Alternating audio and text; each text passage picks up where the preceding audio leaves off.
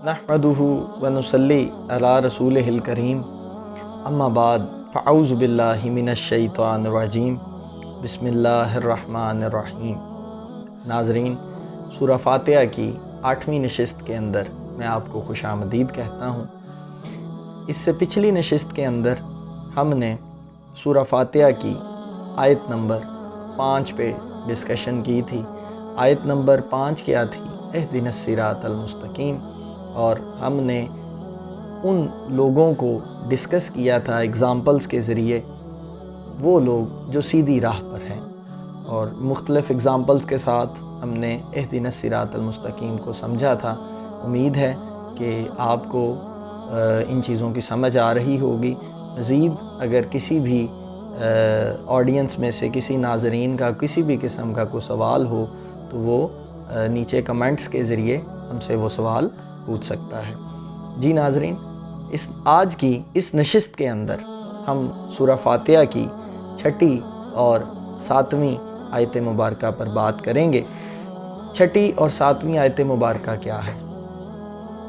सिरातल्लज़ीना अनअमता अलैहिम गैरिल मग़दूबी अलैहिम वलद्दालीन आमीन।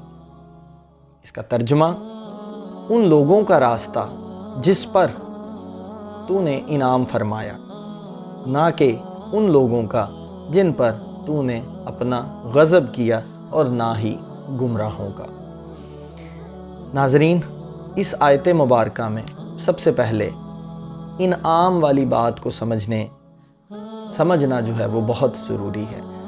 मैंने अपनी पिछली नशिस्त के अंदर भी एक आयत का हवाला दिया था, और जो कोई अल्लाह और रसूल सल्लल्लाहु अलैहि वसल्लम की इताअत करे तो यही वो लोग हैं जो रोज़े क़यामत उन हस्तियों के साथ होंगे जिन पर अल्लाह ने ख़ास इनाम फरमाया। अब ये इनाम वाली हस्तियाँ कौन थीं?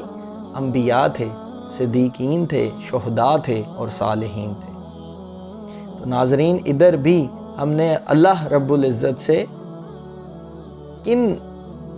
किस रास्ते पर चलने की दुआ करनी है कि या अल्लाह हमें उन लोगों का रास्ता अता फरमाना जिस पर तूने अपना इनाम फरमाया। तो इनाम वाले लोग कौन थे? अंबिया, सिद्दीकीन, शुहदा और सालिहीन। तो नाज़रीन, हमने इन लोगों की राह पर चलना है। तो आइए इन इनाम याफ्ता लोगों को मज़ीद डिटेल के अंदर समझने की कोशिश करते हैं। तो सबसे पहले इस पूरी कायनात में वो कौन सा घराना है जिस पर अल्लाह रब्बुल इज़्ज़त ने सबसे ज़्यादा इनाम उतारे? वो घराना मेरी प्यारी अहले बैत का है, जिस पर अल्लाह रब्बुल इज़्ज़त ने सबसे ज़्यादा इनाम फरमाया। उनमें सबसे पहले मेरे और प्यारे आपके आका हज़रत मोहम्मद मुस्तफ़ा सल्लल्लाहु अलैहि वसल्लम।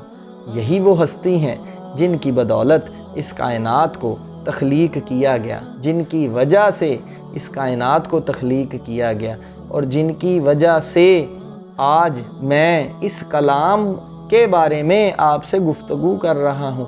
ये कलाम मेरे प्यारे आका के ज़रिए आप और मुझ तक पहुँचा, और यही मेरे प्यारे आका जो हैं हज़रत मोहम्मद मुस्तफ़ा सल्लल्लाहु अलैहि वसल्लम रोज़े महशर के मालिक हैं। तो क्यों ना हम अपने आका की जो सीरत है उसको पढ़ें और उस पर अमल करें। मेरे इस प्यारे घराने में जिसका नाम अहले बैत है, जो दूसरी शख्सियत है वो है मौला अली अलैहिस्सलाम। मेरे मौला अली अलैहिस्सलाम वो हस्ती हैं, इनकी शान मुझ जैसा निकम्मा कहाँ बयान कर सकता है। मेरे मौला वो हस्ती हैं जिनकी आँख मेरे प्यारे आका करीम की गोद मुबारक में खुली। तीसरे नंबर पर इस घराने की, जो आपकी और मेरी, हम सब की अम्मा हजूर हज़रत फ़ातिमा रज़ी अल्लाह ताला अन्हा है, और हमारी अम्मा हजूर के 2 शहज़ादे हज़रत इमाम हसन और हज़रत इमाम हुसैन रज़ी अल्लाह ताला अन्हो हैं। ये वो हस्तियां हैं जिन पर मेरे रब ने इनाम फरमाया। और नाज़रीन, एक बात यहाँ पर याद रखिएगा, असल इनाम क्या है? اصل انعام وہ ہے جو اللہ رب العزت روز محشر ہمیں عطا کرے گا، وہ اصل مقام ہے۔ اور ان ہستیوں کو اللہ رب العزت نے روز محشر کا مالک بنایا ہے۔ احادیث کے ذریعے آپ کو ان تمام باتوں کا علم ہے۔ تو جب تک ان لوگوں کے بتائے ہوئے، ان ہستیوں کے بتائے ہوئے طریقوں پر ہم نہیں چلیں گے، ہم انعام یافتہ لوگوں میں ناظرین شامل نہیں ہو سکتے۔ تو یہ تو میں نے ان ہستیوں کا ذکر کیا جن ہستیوں پر اللہ رب العزت نے سب سے زیادہ انعام فرمایا۔ اگر آپ قرآن پاک کا بغور مطالعہ کریں تو قرآن پاک کے اندر آپ کو اور بہت سارے لوگ ایسے ملتے ہیں جن پر اللہ رب العزت نے اپنا عذاب نازل کیا۔ ان میں سے کچھ کا میں تذکرہ کرتا ہوں۔ ان میں فرعون، نمرود، ابو جہل اور ان جیسے پتہ نہیں کتنے لوگ ہیں جن پر اللہ سبحانہ و تعالیٰ نے اپنا غضب کیا اور ان لوگوں کو گمراہوں میں شامل کر دیا۔ در حقیقت اللہ رب العزت ان لوگوں کا تذکرہ قرآن میں اس لیے کرتا ہے کہ اے میرے بندو، ان لوگوں کی زندگیوں کو پڑھو اور ان لوگوں جیسا رویہ تم اختیار نہ کرنا۔ اگر تم ان لوگوں جیسا رویہ اختیار کرو گے تو میں تمہیں گمراہ کر دوں گا، اور روز محشر میں تمہیں کوئی انعام عطا نہیں کروں گا، بلکہ میں تمہیں جہنم میں ڈال دوں گا۔ بالکل اسی طرح، اسی کے برعکس، اسی کے پیرالل اللہ رب العزت قرآن پاک کے اندر حضرت یوسف کا واقعہ بیان کرتا ہے۔ اس واقعے کو آپ نے صرف واقعہ نہیں سمجھنا۔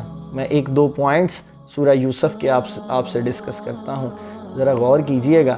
حضرت یوسف کا واقعہ جب آپ پڑھتے ہیں، حضرت یوسف نے اپنے دور کی حسین و جمیل جو زلیخا تھی، اس زلیخا کو انکار کیا تھا، تو اللہ رب العزت نے میرے پیارے حضرت یوسف کو کیا مقام عطا کیا۔ اس واقعے کو بیان کرنے کا مقصد کیا تھا؟ مقصد یہ تھا، اے آدم، اے بندے، آج کے دور کی تو زلیخا کو انکار کر، میں تیرے اندر یوسف جیسا حسن پیدا کر دوں گا۔ افسوس، ہم نے کیا کیا؟ ہم نے قرآن کی ان آیات کو ایک واقعات کے طور پر لے لیا، اور آج ہم مسجد کے ممبروں پر بیٹھ کر ان کو صرف واقعات کے طور پر ہی ڈیفائن کرتے ہیں۔ ان کے اندر جو ہمارے لیے اصل میسج ہے، اس میسج کو ہم سمجھنے سے قاصر ہیں۔ تو ناظرین، ہم نے ان لوگوں پر بھی غور کرنا ہے جن پر اللہ نے اپنا انعام کیا، اور ان کا تذکرہ قرآن میں ہے، اور ان لوگوں کی زندگیوں پر بھی غور کرنا ہے جن کا تذکرہ قرآن میں ہے۔ اللہ نے ان کو گمراہ بھی کیا اور اللہ نے ان پر اپنا غضب بھی نازل کیا۔ تو ناظرین، قرآن پاک کو ہم نے اس اینگل سے سوچنا ہے۔ یہ قرآن پاک ثواب کی کتاب نہیں ہے، یہ قرآن پاک ہدایت کی کتاب ہے۔ ہدایت کب ملے گی؟ ہدایت اس وقت ملے گی جب میں اس پر غور کروں گا۔ اور اکثر میں ایک قرآن کی سورت ضرور پڑھتا ہوں یہاں پر، سورت الحشر۔ اللہ رب العزت کیا ارشاد فرماتا ہے؟ اللہ رب العزت ارشاد فرماتا ہے، وَتِلْكَ الْأَمْثَالُ نَضْرِبُهَا لِلنَّاسِ لَعَلَّهُمْ يَتَفَكَّرُونَ۔ اے میرے بندے، میں جو یہ ڈیفرنٹ اگزامپلز دے رہا ہوں تمہیں قرآن کے اندر، کیا تم ان مثالوں پر غور نہیں کرتے؟ غور کرو تو تمہیں سمجھ آئے کہ انعام یافتہ لوگ کون ہیں، اور وہ لوگ کون ہیں جن کو میں نے گمراہی میں ڈال دیا، گمراہی میں ڈالنے کے بعد جن پر میں نے اپنا غضب کر دیا، جن کو میں نے جہنم میں داخل کر دیا۔ تو سمجھ کب آئے گی؟ نقطہ کیا ملا یہاں سے؟ پوائنٹ یہ ملا، جب تک ہم غور و فکر نہیں کریں گے تب تک اللہ رب العزت جو ہے وہ ہمیں اسی طرح الجھنوں میں بھٹکائی رکھیں گے۔ تو ہمیں کیا کرنا پڑے گا؟ ہمیں غور و فکر کی ڈیفینیشن کو پورا کرنا پڑے گا، ہمیں غور کرنا پڑے گا چیزوں پہ، اور پھر ہمیں ان باتوں کی جو ہے وہ سمجھ آئے گی۔ تو ناظرین، آج سورہ فاتحہ کی آخری نشست ہے، اور میں امید کرتا ہوں آپ نے سورہ فاتحہ کی ان 7 آیتوں کو، میں نے جتنا اللہ رب العزت نے میرے استاد کے ذریعے مجھ سے یہ چیزیں جو ہیں وہ کھلوائی ہیں، ان کو میں نے اوپن کیا۔ امید کرتا ہوں اللہ رب العزت سے کہ یہ باتیں آپ کے دلوں میں اتریں اور آپ کی زندگیوں میں تبدیلیاں آئیں۔ اور ناظرین، سورہ فاتحہ کے بارے میں کچھ اور باتیں میں کر کے آج کی اس آخری نشست کو ختم کرتا ہوں۔ یاد رکھیے گا، سورہ فاتحہ جو ہے وہ قرآن پاک کی کنجی ہے، قرآن پاک کی چابی ہے۔ جب تک ہم چابی کو نہیں سمجھیں گے ہمیں قرآن پاک کی سمجھ نہیں آئے گی۔ میری بات پہ غور کیجئے گا، سورہ فاتحہ کیا ہے؟ قرآن پاک کی چابی ہے، کنجی ہے۔ جب تک اس چابی کی سمجھ نہیں نہ آئے گی تو تب تک آگے تالا نہیں کھلنا، تب تک آگے قرآن کی سمجھ نہیں آنی۔ تو قرآن کو اگر سمجھنا ہے تو سب سے پہلے ہمیں کیا کرنا پڑے گا؟ سب سے پہلے ہمیں اس چابی کو سمجھنا پڑے گا۔ تو اس کے لیے آپ سے میں درخواست کرتا ہوں، ایک بڑی عاجزانہ ریکویسٹ کرتا ہوں، کوشش کیا کریں اس سورہ فاتحہ کو دن میں 10 مرتبہ لازمی پڑھیں۔ لیکن پڑھنا کیسے ہے وہ بھی میں آپ کو بتاتا ہوں۔ دن میں 10 مرتبہ اس کو لازمی پڑھیں، لیکن پڑھنا کیسے ہے؟ پڑھنا اس طرح ہے، آپ کو پتہ ہو آپ کہہ کیا رہے ہیں، اور آپ کو پتہ ہو آپ کس ہستی کے سامنے کھڑے ہو کر یہ باتیں کر رہے ہیں۔ یاد رکھیے گا، جب آپ سورہ فاتحہ کے الفاظ ادا کریں گے تو اس کا مطلب آپ اپنے رب سے گفتگو کر رہے ہیں۔ آپ کہیں گے الحمدللہ رب العالمین، اس کا مطلب آپ اپنے رب کو کہہ رہے ہیں اے میرے رب تمام تعریفیں تیرے ہی لیے ہیں۔ تو جب گفتگو کی جاتی ہے تو گفتگو کرنے والا سامنے ہونا چاہیے۔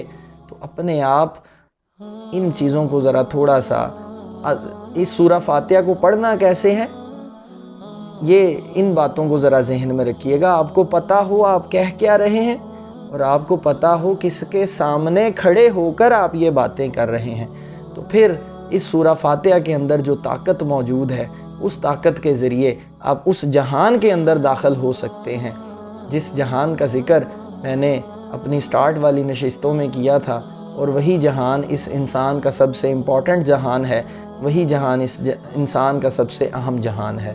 اور سورہ فاتحہ جو ہے جیسے جیسے آپ اس کو پڑھتے جائیں گے یہ آپ کے باطن کو پاک کرتی جائے گی، اور جیسے جیسے آپ کا باطن پاک ہوتا جائے گا آپ کا تعلق اپنے رب سے اتنا ہی مضبوط ہوتا چلا جائے گا، اور در حقیقت انسان کو اپنے رب سے ملانے والی یہ جو صورت ہے اس کے اندر جو طاقت چھپی ہوئی ہے پھر آپ کو اس کی طاقت کا اندازہ ہوگا۔ امید کرتا ہوں اللہ رب العزت سے کہ اللہ رب العزت آپ کو ان باتوں کی سمجھ عطا فرمائے۔ اللہ رب العزت سے دعا گو ہوں کہ میں نے جتنی بھی باتیں کی میری وہ تمام باتیں آپ کے دلوں تک اتر جائیں، اور اگر آپ میں سے کسی ایک نے بھی اس پر عمل کر لیا تو اس کے نتیجے میں اللہ رب العزت ہم سب کی جو ہے وہ بخشش کرے۔ آمین۔